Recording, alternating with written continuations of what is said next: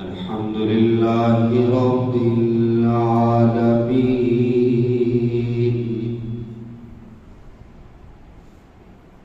والعاقبة للمتقين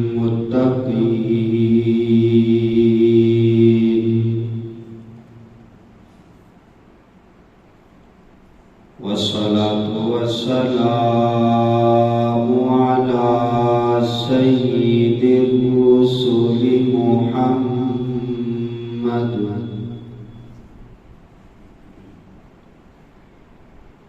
وعلى آله وأصحابه أجمعين.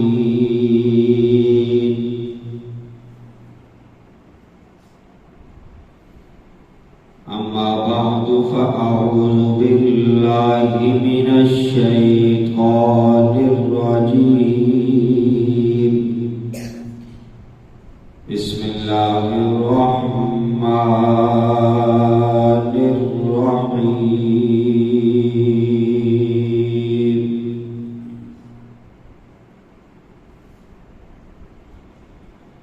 شهر رمضان الذي أنزل فيه القرآن.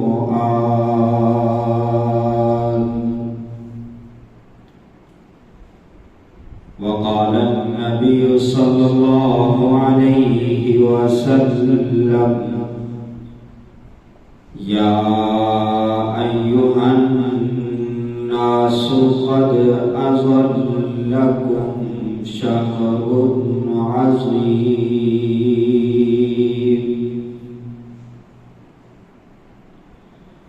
صدق الله العظيم وبلغنا رسوله النبي الكريم.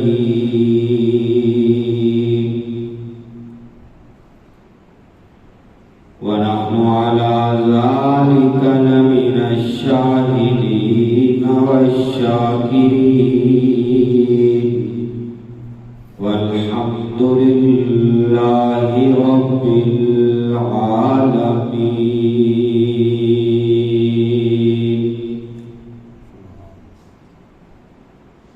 رب اشرح لي صدري ويسر لي أمري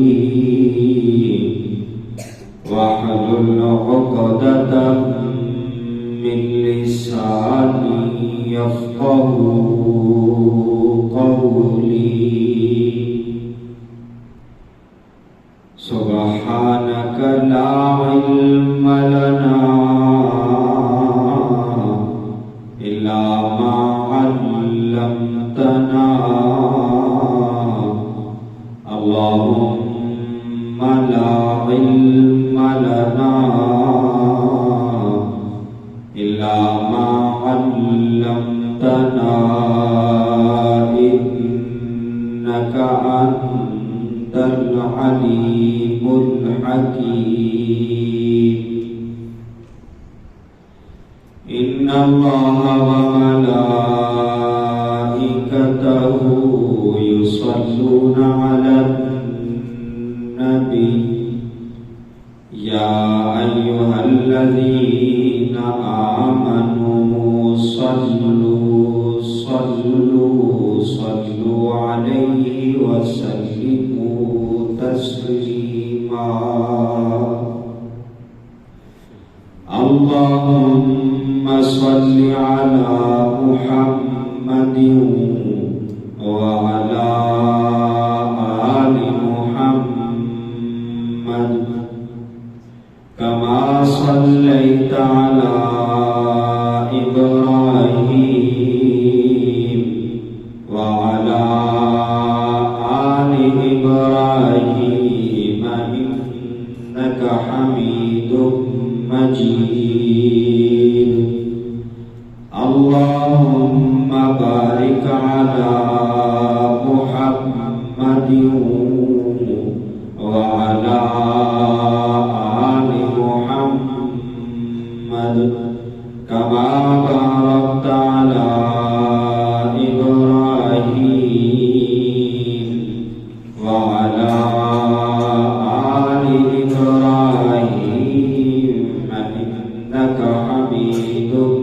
مجيد يا رب صل وسلم دائما أبدا وصل على حبيبك خير الخلق كلهم سبحان ربك رب العزة عما يصفون وسلام على المرسلين والحمد لله رب العالمين.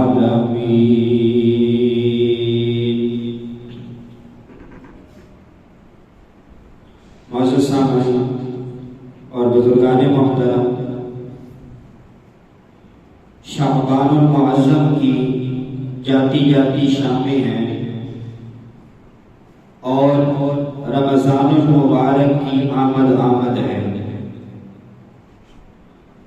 تو جب کوئی معزز مکرم محترم مہمان آتا ہے تو اس کا استقبال کیا جاتا ہے. تو ٹھیک اسی طرح آج کی جمعہ کی حاضری میں قرآن کریم کے حوالہ سے فضائل رمضان پر روشنی ڈال کر ہم اس مکرم معزز اور محترم مہمان کا اکرام کریں. ابھی یہ سامنے وضو خانے پہ اشتہار لگا ہے جس میں عنوان لکھا ہے استقبال رمضان.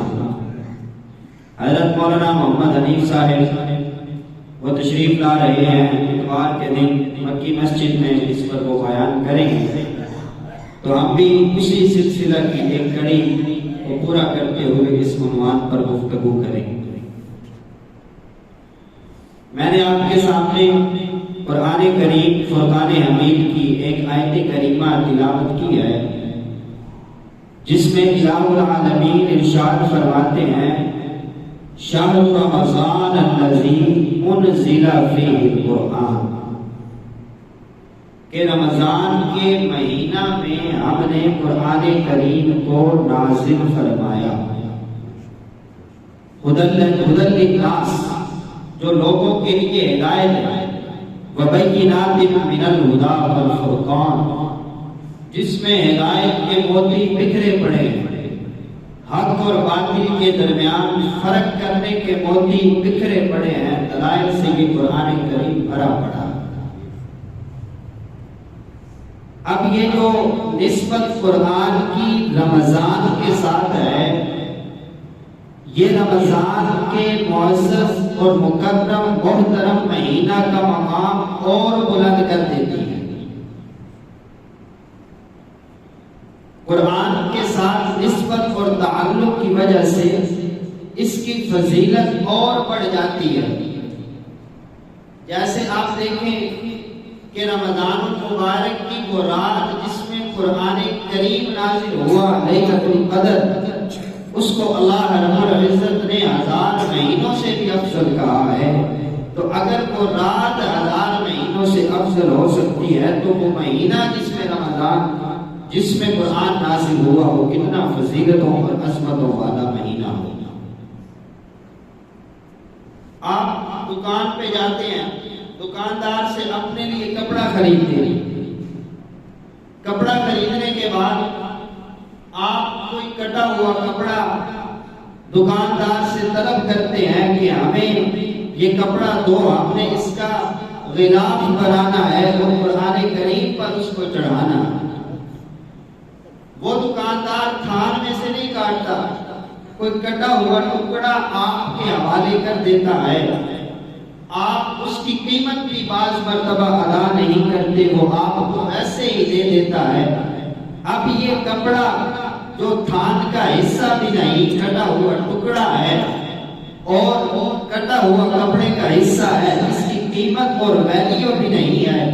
جب آپ اس کو سی کر قرآن کریم کا غلاف بناتے ہیں، جب اس کی نسبت قرآن کریم سے جڑتی ہے تو قرآن کو سینے سے لگانے والا قرآن کو بعد میں سینے سے لگاتا ہے، غلاف پہلے سینے سے لگ جاتا ہے.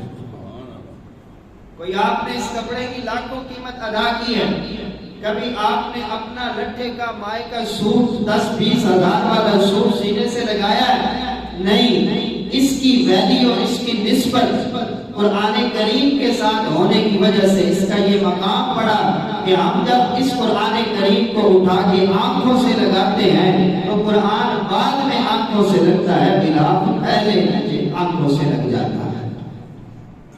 تو یہ قرآن کے ساتھ جڑا اور اس کی یہ فضیلت اور اس کا یہ مقام ہوا۔ کسی کا کپڑا نیچے گر جائے، لوگ عام طور پہ جیسے کسی دوسرے کپڑے کو اٹھاتے ہیں، کسی کپڑے کو بھی اٹھا لیا جاتا ہے، لیکن یہ قرآن کے ساتھ نسبت والا کپڑا جب نیچے گرتا ہے تو ہم اسے اٹھا کر چومتے بھی ہیں، آنکھوں سے بھی لگاتے ہیں اور اٹھا کر پھر اونچی جگہ پہ رکھتے ہیں۔ یہ تو کپڑے کا مقام۔ اب اس ورق کا مقام دیکھیں جس پہ قرآن کے حروف درج ہیں۔ آپ راستے میں جاتے ہیں، ایک پھٹا ہوا کاغذ کا ٹکڑا جو کسی تحریر کے قابل بھی نہیں ہے، جس پہ کچھ لکھا بھی نہیں جا سکتا، جس کی کوئی اہمیت اور وقت بھی نہیں ہے، جب آپ نے دیکھا کہ اس پہ قرآن کریم کے الفاظ منقش ہیں تو آپ نے نہ صرف اسے اٹھایا بلکہ اس کو آنکھوں سے لگایا، اس کو چوما اور اس کو اونچی جگہ پہ رکھ دیا۔ کیا ہے یہ کاغذ؟ کوئی قدر و قیمت والا ہے، ویلیو والا ہے، اس کی بڑی بولی لگے گی؟ ہرگز ایسا نہیں، بلکہ اس کاغذ کی نسبت قرآن کے حروف کے ساتھ ہو گئی اور اس کو یہ مقام اور مرتبہ ادا کرنا۔ اسی طرح آپ اس لکڑی ریل جو لکڑی کی بنائی جاتی ہے، بچے ہوئے ٹکڑے سے ترکھان کو ریل بنا دیتا ہے، اس سے نہ کوئی دروازہ بننے والا ہے، نہ کوئی شتیر بننے والا ہے، نہ اس کی لاکھوں میں بولی ہونے والی ہے، لیکن اس کی نسبت جب قرآن کریم کے ساتھ ہوتی ہے تو آپ اس کو اٹھا کر اونچی جگہ پہ رکھتے ہیں، چومتے ہیں، سینے سے لگاتے ہیں، آنکھوں سے لگاتے ہیں۔ مطلب کیا ہے کہ اس کی نسبت قرآن کریم کے ساتھ ہوتی ہے۔ جب لکڑی کی ویلیو بڑھ سکتی ہے، کپڑے کی ویلیو بڑھ سکتی ہے، کاغذ کی ویلیو بڑھ سکتی ہے، تو پھر جس مہینہ میں قرآن کریم اترا ہے اس مہینہ کی فضیلت اور مرتبہ کا مقام کیا ہو گیا، اس کی عظمتوں کے کیا کہنے۔ اللہ تعالیٰ نے نسبت قرآن کی وجہ سے اس مہینے کو سارے مہینوں کا سردار بنا۔ اللہ نے اس قرآن کریم کے ساتھ نسبت کی وجہ سے اس کے مقام و مرتبہ کو کئی گنا تک بڑھا دیا۔ روزے تو پہلی امتوں پہ فرض ہوئے، لیکن رمضان ہمیں عطا ہوا ہے، اور کتابیں تو پہلی امتوں کو بھی ملے ہیں، قرآن ہمیں عطا ہوا ہے، نبی ساری امتوں کو ملے ہیں، لیکن امام الانبیاء ہمیں عطا ہوئے۔ اللہ رب العزت نے پیغمبر علیہ السلام پر قرآن نازل فرمایا تو سب انبیاء میں سے حضور کو چنا، تو آپ پہ قرآن چنا ہوا، قرآن کلام آپ پہ نازل فرمایا، اور چنے ہوئے فرشتے کے ذریعے سے یعنی جبریل امین کے ذریعے سے آپ کے قلب اطہر پر نازل فرمایا۔ تو اللہ تعالیٰ نے جب اس قرآن کے لیے اتنا اہتمام فرمایا تو جس مہینہ میں قرآن کریم نازل ہوا اس کی فضیلت، اس کے مقام اور اس کے مرتبہ کے کیا کہنا۔ رمضان کی فضیلت اور مقام کئی وجوہات سے ہے، لیکن ایک بڑی وجہ یہ بھی ہے کہ قرآن کریم میں اللہ رب العزت نے قرآن کریم کو رمضان المبارک کے اندر نازل فرمایا۔ معزز سامعین، ان دونوں کی نسبت، ان کا تعلق کچھ اس طرح سے ہے۔ پیغمبر علیہ السلام کی ایک روایت کے اندر آتا ہے کہ یہ دونوں قرآن اور رمضان بندے کے حق میں قیامت کے روز سفارشی بنیں گے اور اس کے حق میں گواہی دے کر اس کی بخشش اور مغفرت فرما دیں۔ اللہ کے پیارے نبی کا فرمان ہے قیامت کا روز ہوگا، بندے کو اللہ کے دربار میں پیش کیا جائے گا۔ جب یہ بندہ اللہ کے حضور پیش ہوگا تو اس کی سفارش سفارش کے لیے، اسے بچانے کے لیے ایک طرف سے رمضان آئے گا، دوسری طرف سے قرآن آئے گا۔ پہلے رمضان کلام کرے گا، پہلے رمضان بولے گا، اے اللہ تو نے مجھے فضیلت دی، تو نے مجھے مقام بخشا، اب یہ جو بندہ ہے اس نے میرا بڑا احترام کیا، اس نے میری فضیلت کا مان رکھا، اس نے صبح کو کھایا، پھر سارا دن بھوکا پیاسا رہا، پھر شام کو کھایا، سارا دن گناہوں سے بچا رہا، غلطیوں سے بچا رہا، خطاؤں سے بچا رہا۔ یا اللہ جیسے اس نے میرا اکرام کیا ہے، میرا احترام کیا ہے، تو اسی اعزاز و اکرام کے ساتھ اس کو بھی جنت میں داخل فرما۔ دوسری طرف سے قرآن آئے گا، قرآن اس بندے کے حق میں سفارشی بنے گا اور آگے کہے گا یا اللہ تو نے میری نسبت رمضان سے جوڑی، تو نے میرا مقام بڑا بلند کیا، تو نے فضیلتوں والے نبی پر، فضیلتوں والے مہینہ میں، فضیلتوں والی رات میں مجھے نازل فرمایا۔ یہ جو تیرا بندہ ہے اس نے میرا بڑا اکرام کیا، اس نے مجھے کھولا، اس نے میری تلاوت کی۔ اگر یہ غیر رمضان میں ایک پارہ پڑھتا تھا تو رمضان میں 2 پارے پڑھے۔ جیسے اس نے میرا اکرام کیا ہے، جیسے اس نے میری عزت کی ہے، جیسے اس نے مجھے محترم جانا ہے، آج تو اسی اعزاز و اکرام کے ساتھ اس کو جنت میں داخل فرما دے۔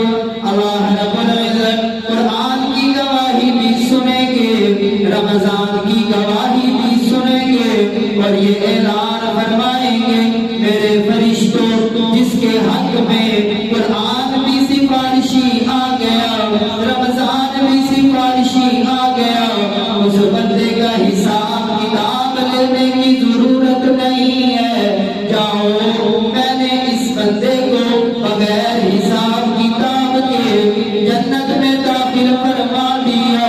جیسے اس نے رمضان کا اکرام کیا، جیسے اس نے قرآن کا اکرام کیا، اسی اعزاز و اکرام کے ساتھ اسے جنت میں داخل فرما، اسی اعزاز و اکرام کے ساتھ جنت میں داخل کر۔ لیکن رمضان کب سفارشی بنے گا؟ جب ہم رمضان کا احترام کریں، رمضان کا اکرام کریں گے، رمضان کی عزت و توقیر کو سلامت رکھیں۔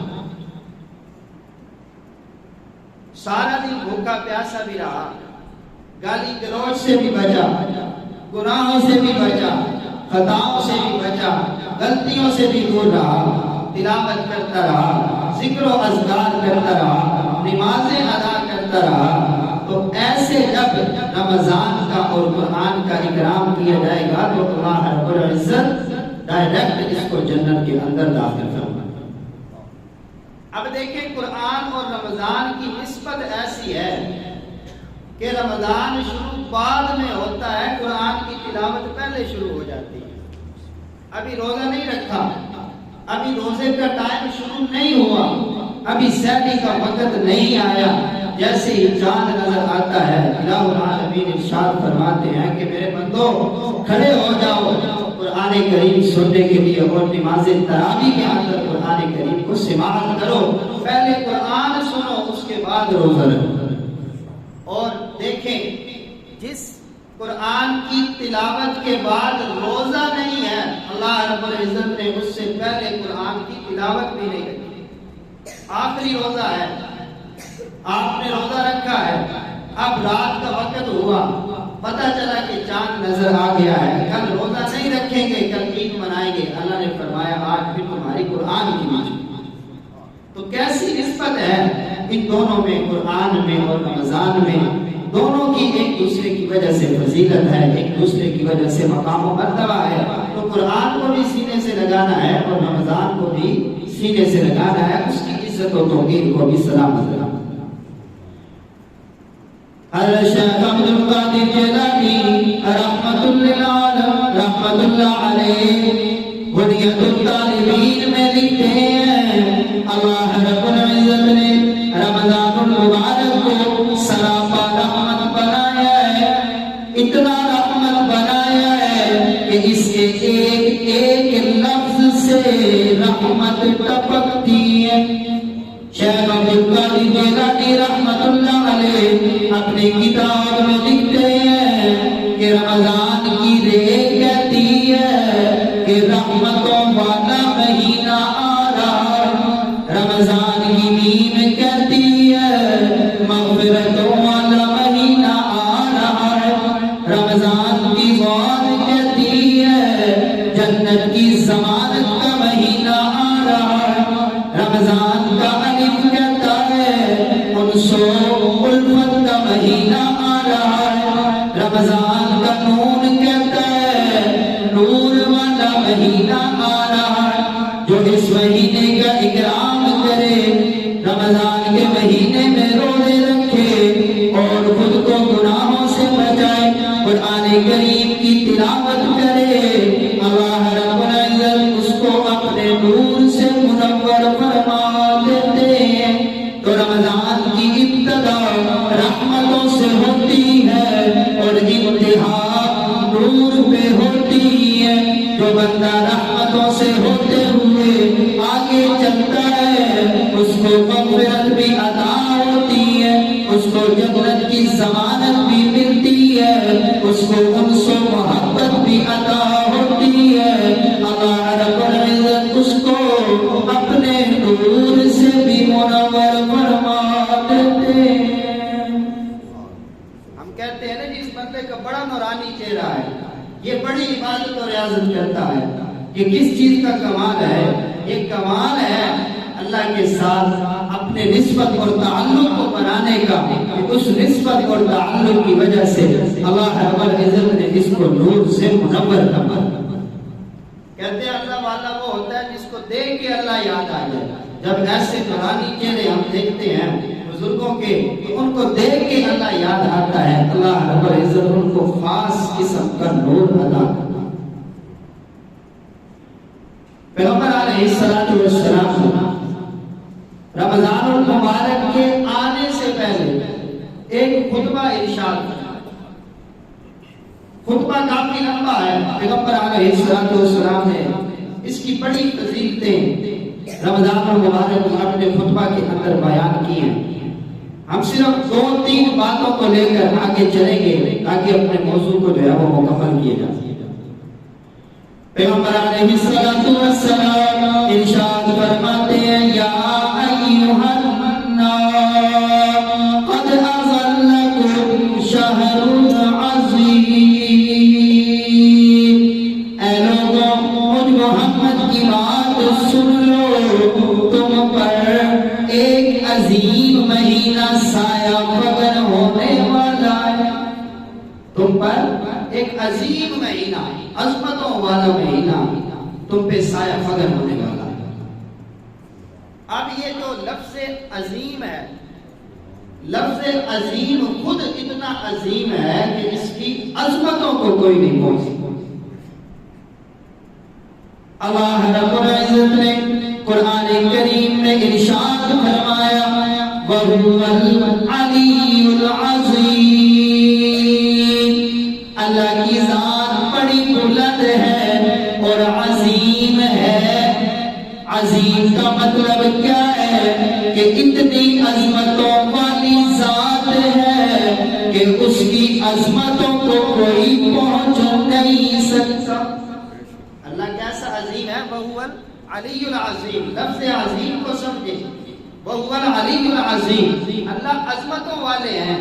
کیا اللہ کے برابر کوئی ہو سکتا ہے؟ نہیں، وَهُوَ الْعَلِيُّ الْعَظِيمُ۔ جب لفظ عظیم آ گیا تو اب اس کی برابری کوئی اور نہیں کر سکتا۔ تو اللہ نے فرمایا وہ عظمتوں والے ہیں تو اللہ کی برابری کوئی نہیں۔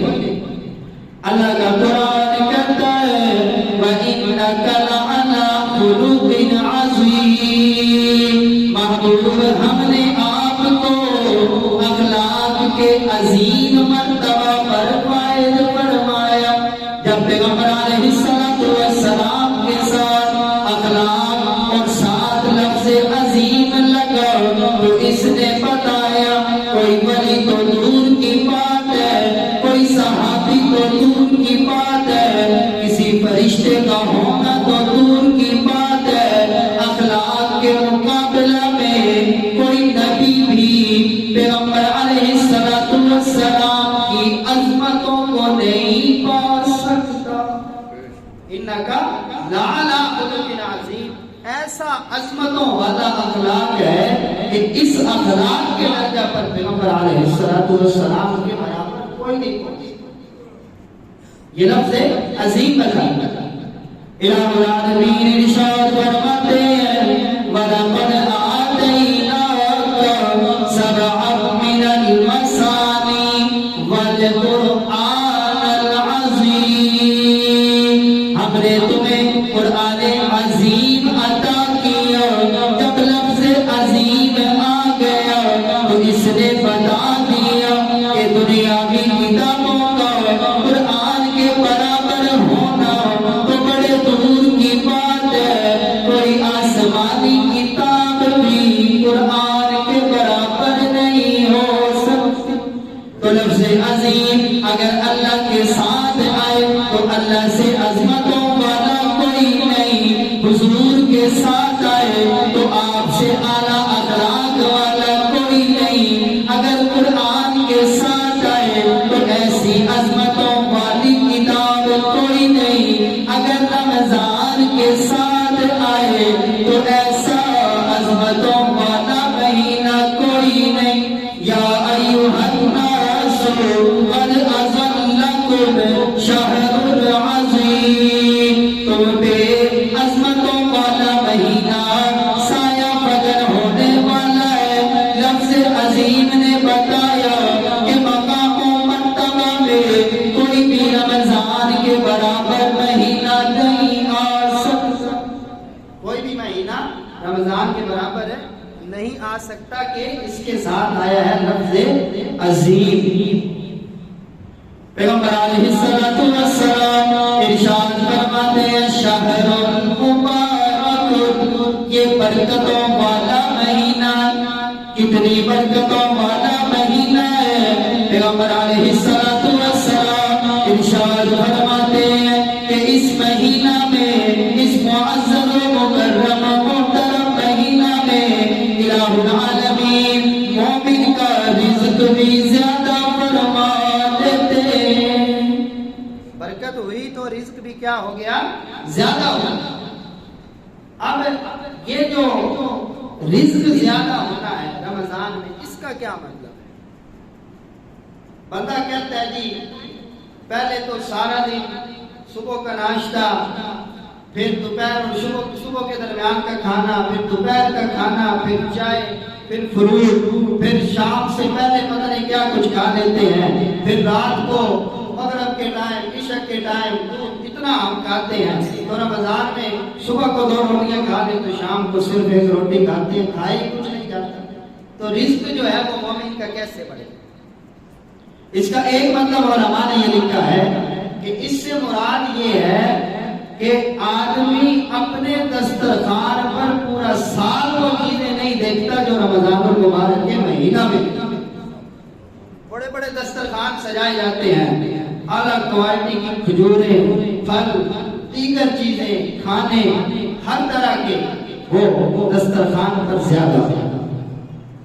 بعض علماء نے لکھا ہے اس کا مطلب یہ ہے کہ اگر کوئی بندہ مومن اپنے رزق کی بڑھوتری کے لیے، رزق کی برکت کے لیے دعا کرتا ہے تو اللہ تعالیٰ پورا سال اس کا رزق زیادہ فرما دیتے ہیں۔ پورا سال جو ہے اس کا رزق کیا ہو جاتا ہے؟ زیادہ ہو جاتا ہے۔ تو لہٰذا اس مہینہ میں رزق کی برکت کی دعائیں بھی کرنی چاہیے تاکہ رزق جو ہے وہ پہلے سے بڑھ جائے۔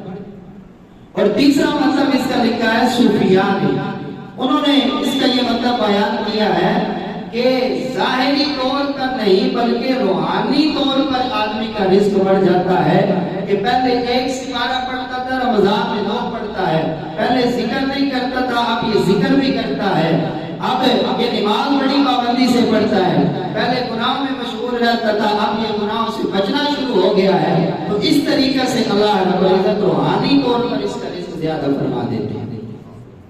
اب ظاہری بات ہے، ایک تو نفل کا ثواب فرض تک، فرض کا ثواب 70 فرضوں تک، تو آدمی کوئی نفل پڑھتا ہے تو فرض کے برابر ثواب لے گیا، ایک فرض ادا کرتا ہے 70 فرضوں کے برابر ثواب لے گیا، تو ایک کی نسبت 70 کے ساتھ کا مطلب یہ ہے کہ رمضان میں اجر و ثواب کے اعتبار سے 70 گنا اللہ رب العزت مومن کا رزق بڑھا دیتے ہیں۔ 70 گنا تک آدمی کا رزق جو ہے وہ اللہ رب العزت رمضان المبارک کے اندر بڑھا دیتا ہے۔ پیغمبر علیہ السلام آپ کا فرمان کہتا ہے اولہ رحمت، رمضان کا مہینہ اس کا ابتدائی عشرہ ہو اللہ کی رحمت کا عشرہ، اللہ کی طرف سے رحمت کا نزول ہوتا ہے، اللہ رب العزت کی طرف سے رحمتیں نازل ہوتی ہیں۔ پیغمبر علیہ السلام ارشاد فرماتے ہیں اس کا درمیانی عشرہ وہ مغفرت ہے، اللہ رب العزت کی طرف سے مغفرت کے اعلانات ہوتے ہیں۔ پیغمبر علیہ السلام ارشاد فرماتے ہیں وآخرہ عتق من النار، جو رمضان کے روزوں کا اہتمام کرتا ہے اور خود کو گناہوں سے بچاتا ہے، اللہ رب العزت اس کو قیامت کے روز جہنم کی آگ سے چھٹکارا عطا فرمائے گی۔ ابتدائی عشرہ اس کا رحمت اور درمیانی عشرہ مغفرت اور آخری عشرہ جو ہے وہ عتق من النار، آگ سے چھٹکارے کا۔ اور ایک روایت کے اندر پیغمبر علیہ السلام کے ارشاد مبارک ہے کہ رمضان المبارک کی ایک رات میں اللہ رب العزت 10 لاکھ لوگوں کو جہنم سے نجات کا پروانہ عطا کرتا ہے، اور جتنا پورا مہینہ ہر مہینے کی رات میں جتنے لوگوں کی بخشش فرماتے ہیں، تو آخری جب رمضان المبارک کی رات ہوتی ہے پورے مہینے کے بقدر اس رات میں پھر اللہ رب العزت لوگوں کو جہنم سے چھٹکارا عطا فرما دیتے ہیں۔ تو کتنے لوگوں کی بخشش اور مغفرت ہوئی؟ صرف رمضان کے ساتھ تھوڑی سی نسبت اور تھوڑا سا تعلق بنانے کی ضرورت ہے۔ ساتھ میں یہ بھی یاد رکھیں کہ حضور نے یہ بھی فرمایا ہے، جبریل امین نے جب بدعا دی تھی کہ ہلاک ہو جائے، تباہ و برباد ہو جائے وہ بندہ جو رمضان المبارک کا مہینہ تو پائے لیکن اس کا احترام نہ کرے، اس کی بخشش اور مغفرت نہ ہو سکے، تو آپ نے کہا تھا آمین۔ تو جو ہٹا کٹا ہونے کے، صحیح سلامت ہونے کے باوجود رمضان المبارک کا احترام نہیں کرتا، اس کے روزوں کو جو ہے وہ اہتمام کے ساتھ نہیں رکھتا، تو پھر ایسے بندے کے لیے نہ تو رمضان کی سفارش ہے، نہ قرآن کی سفارش ہے، اور نہ ہی ایسے بندے کے لیے کسی بخشش اور مغفرت کا اعلان ہے۔ ایسے بندے کے لیے کسی قسم کی بخشش اور مغفرت کا اعلان ہے نہیں۔ رمضان المبارک کا مہینہ آتا ہے، نیکیوں کا سیزن ہے، عبادت کا مہینہ ہے، عبادت کا سیزن ہے۔ جب بھی کوئی سیزن آتا ہے، جب بھی کوئی میلہ لگتا ہے، لوگ یہ کہتے ہیں آؤ خزانے لوٹ لو، چیزیں سستی مل رہی ہیں۔ اللہ رب العزت نے یہ مہینہ نیکیوں کا مہینہ بنایا ہے کہ آؤ اس مہینے میں اللہ کی عبادت کر لو، اللہ کی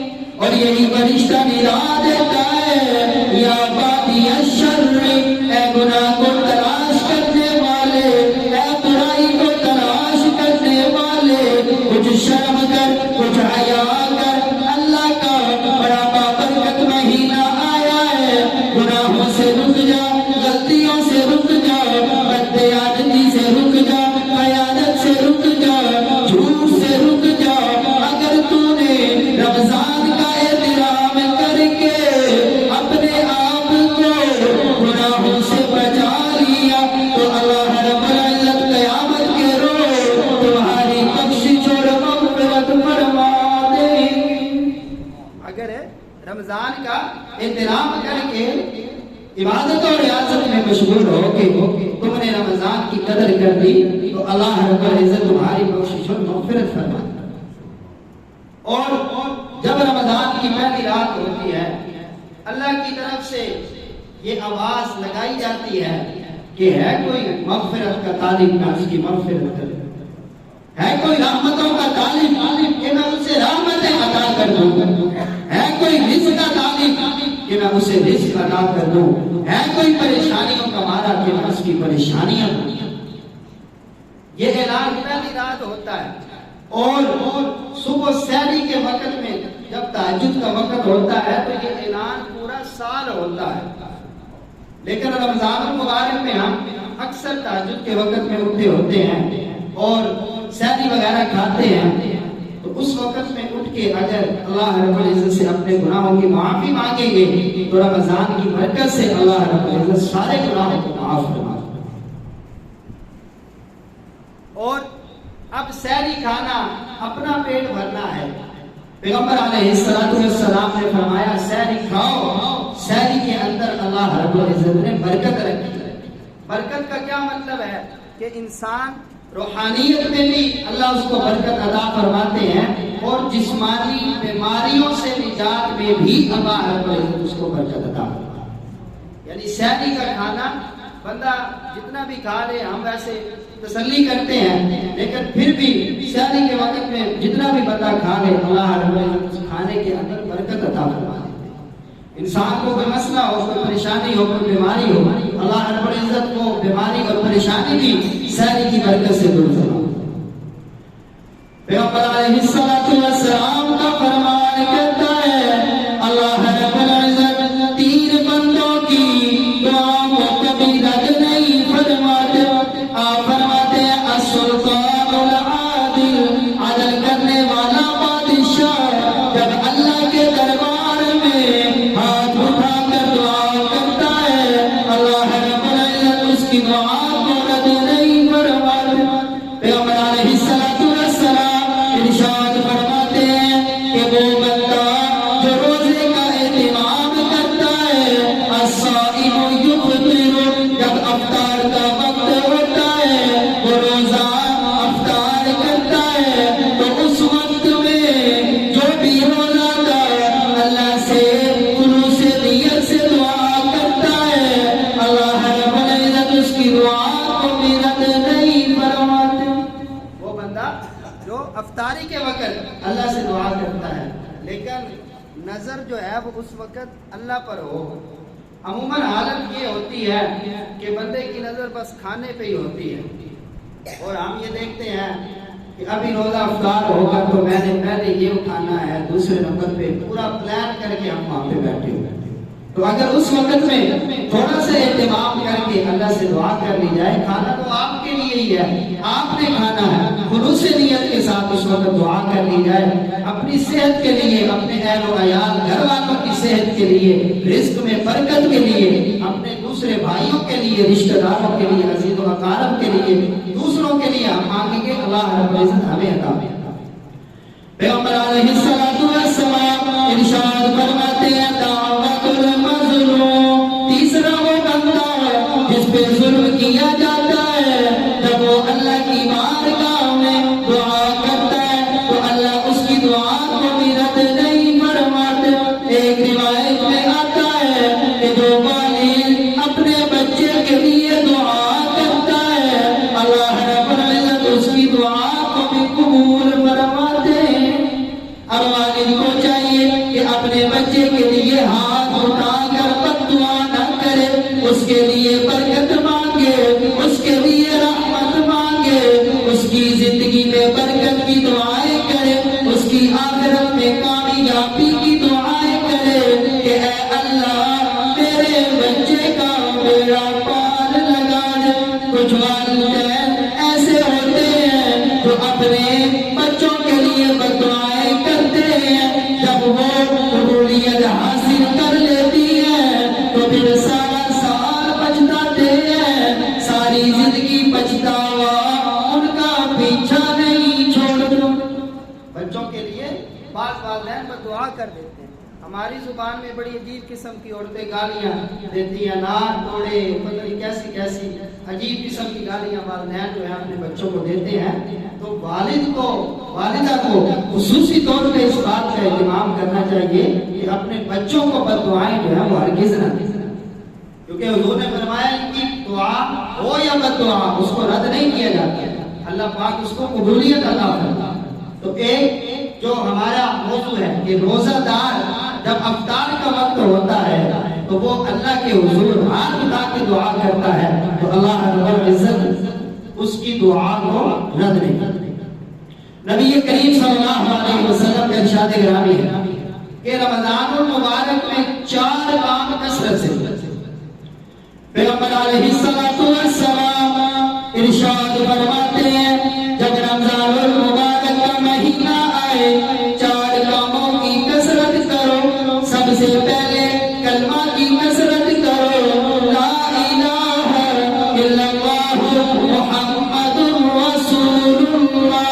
پیغمبر علیہ السلام ارشاد فرماتے ہیں افضل الذکر لا الہ الا اللہ، سب سے فضیلتوں والا ذکر لا الہ الا اللہ ہے۔ دوسرے نمبر پر رمضان المبارک میں استغفار کی کثرت کرو۔ پیغمبر علیہ السلام ارشاد فرماتے ہیں جس کے نامۂ اعمال میں استغفار کی کثرت ہوتی ہے اس کا نامۂ اعمال سب سے اچھا ہوگا۔ تو رمضان المبارک میں چلتے پھرتے اٹھتے بیٹھتے استغفار کی کثرت کرو۔ پیغمبر علیہ السلام ارشاد فرماتے ہیں کہ رمضان المبارک میں جنت کی نعمتوں کو کثرت سے مانگو۔ میں نے جنت میں اللہ کی نعمتوں کا مشاہدہ کیا ہے جو زبان سے بیان نہیں کی جا سکتی، جو نہ کسی کان نے سنی ہے اور نہ ہی دل میں ان کا خیال جا سکتا ہے۔ جنت کے اندر ایسی ایسی نعمتیں حضور فرماتے ہیں کہ کوئی ان کو اپنی زبان سے نہ بیان کر سکتا ہے، نہ کانوں سے سننے کی طاقت اس کے اندر موجود ہے اور نہ ہی دل میں ان نعمتوں کا خیال آتا ہے۔ اور چوتھے نمبر پر آپ نے فرمایا کہ جہنم سے پناہ مانگنا، جہنم سے پناہ مانگنے کی کثرت کرو رمضان المبارک کے مہینے میں۔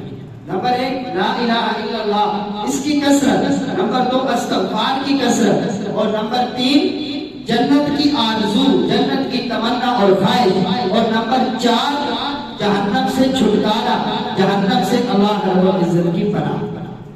علماء نے لکھا ہے کہ آدمی کوئی بھی عبادت کرتا ہے تو وہ عبادت جب تک کرتا ہے تو اس کا ثواب اسے ملتا ہے۔ آدمی نے نماز پڑھی، نماز پڑھنے کا ثواب مل رہا ہے، جیسے ہی نماز اپنے تکمیل کو پہنچی نماز کا ثواب ملنا ختم۔ لیکن واحد یہ روزہ دار ہے جس کو صبح سے لے کر رات تک اللہ رب العزت رمضان کی عبادت ادا کرنے کا ثواب عطا کرتا ہے۔ اب یہ بندہ دوپہر کو سو گیا، آرام کرنے کے لیے لیٹ گیا، لیکن پھر بھی لکھا جاتا ہے کہ یہ روزہ رکھنے کی عبادت میں یہ اپنا کام کاج کر رہا ہے، پھر بھی لکھا جا رہا ہے کہ یہ رمضان روزہ رکھنے کی عبادت میں روزہ افطار کر لیا، ابھی آگے پھر اس میں نماز تراویح ادا کرنی ہے، پھر بھی لکھا جاتا ہے کہ یہ رمضان المبارک کی عبادت ادا کرنے میں ہے۔ اور چونکہ نیت اور ارادہ ہوتا ہے کہ میں نے صبح پھر روزے کا اہتمام کرنا ہے، تو ساری رات اس بندے کی سوتے ہوئے بھی رمضان کی عبادت میں لکھی جاتی ہے۔ تو کتنا اجر و ثواب ہے، کتنی فضیلت ہے رمضان المبارک کی۔ اللہ رب العزت ہمیں صحیح معنوں میں رمضان المبارک کی قدر کرنے کی توفیق عطا فرمائے۔ اللہ رب العزت حق اور سچ بات کہنے کی توفیق عطا فرمائے، اور مجھے اور آپ سب کو اس پر عمل کرنے کی توفیق عطا فرمائے۔ انشاءاللہ اگلے جمعہ کی حاضری میں زکوٰۃ کے حوالے سے گفتگو ہوگی۔ آپ حضرات کوشش کریں کہ وقت سے پہلے تشریف لائیں۔ وآخر دعوانا الحمدللہ۔